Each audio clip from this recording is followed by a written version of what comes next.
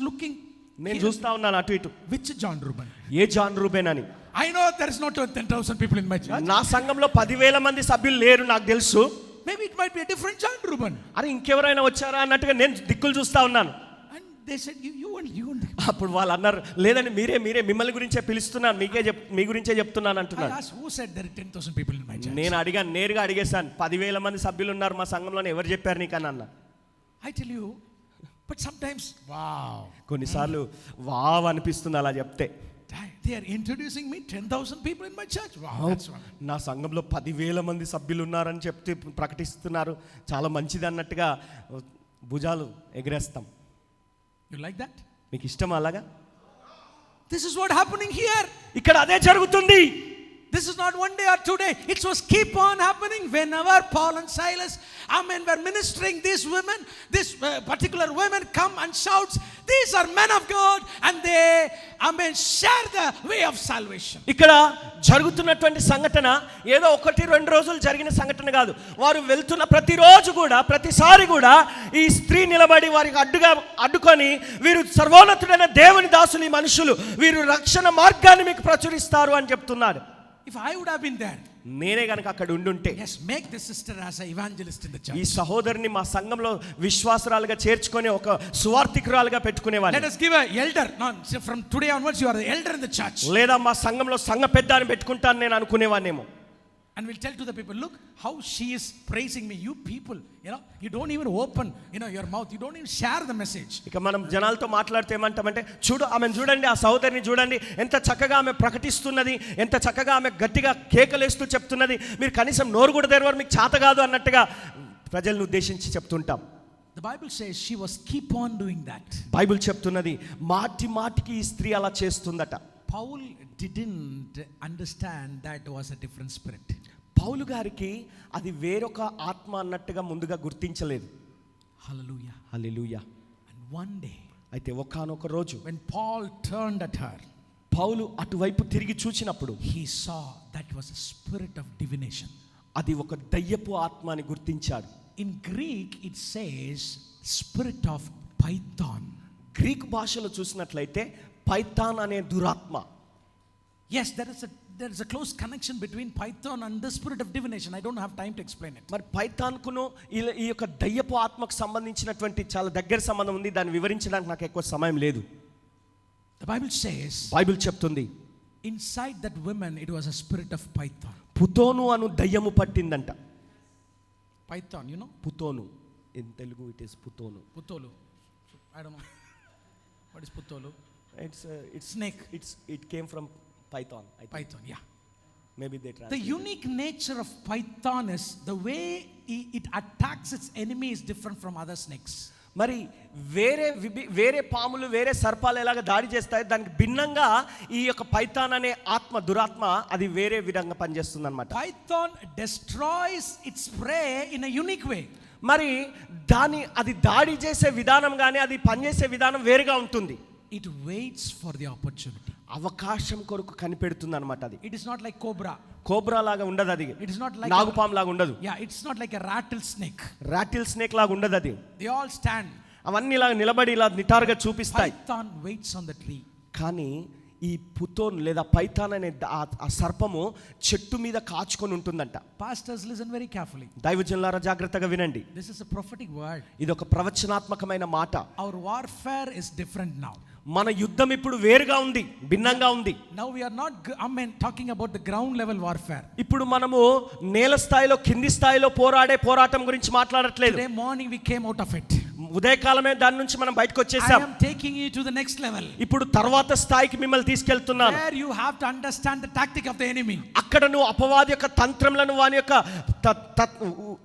తంత్రములను గుర్తించాల్సిన స్థాయిలో ఉన్నాం. Waiting patiently for the opportunity. అవకాశం కొరకు చాలా ఓపికతో వాడు కనిపెట్టి చూస్తున్నాడు.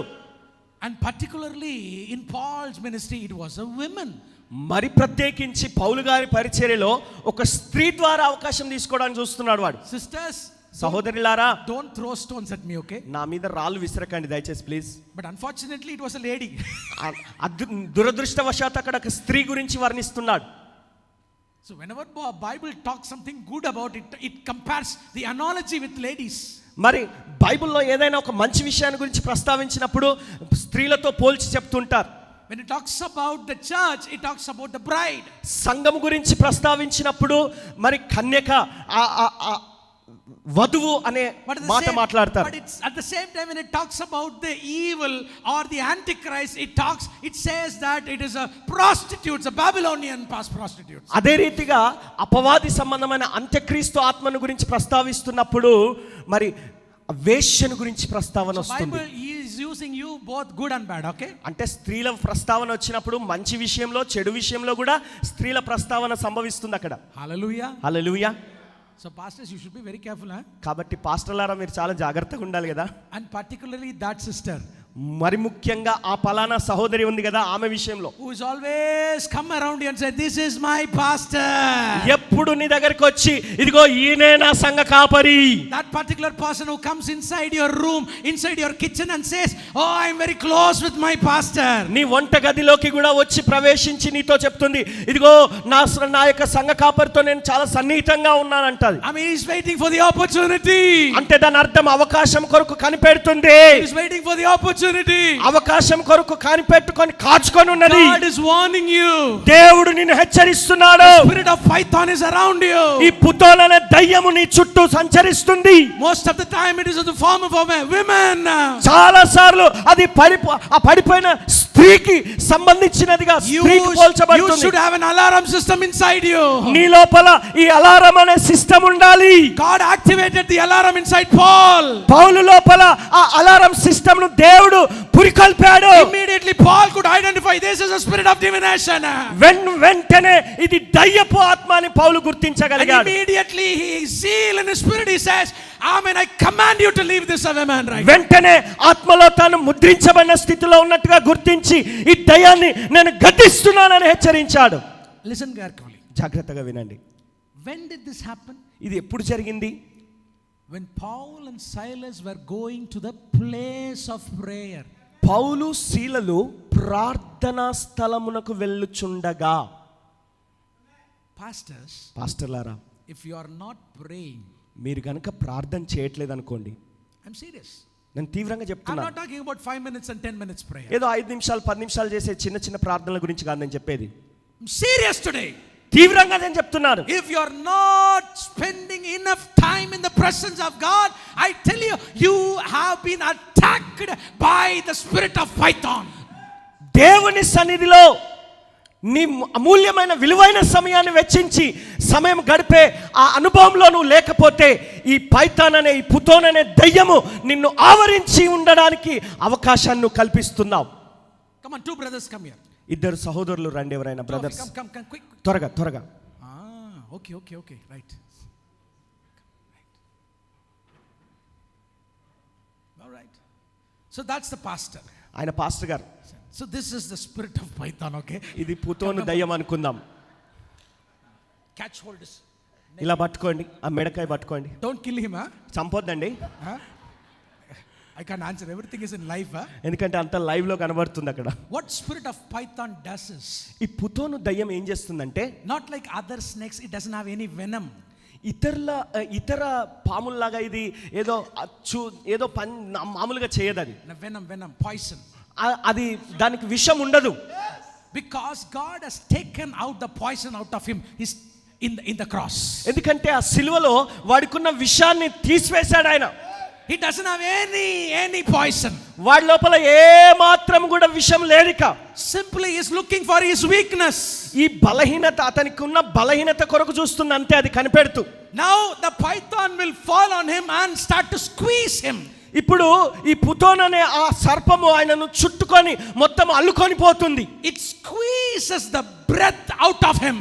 అతనిలో ఉన్నటువంటి ఊపిరిని బిగబట్టేసి ఆ ఊపిరి విడిచేటట్టుగా చేస్తుంది. Breath is the life. ఈ ఊపిరి అన్నది ప్రాణం కదండి. Breath is the life. ఈ ఊపిరి ప్రాణము.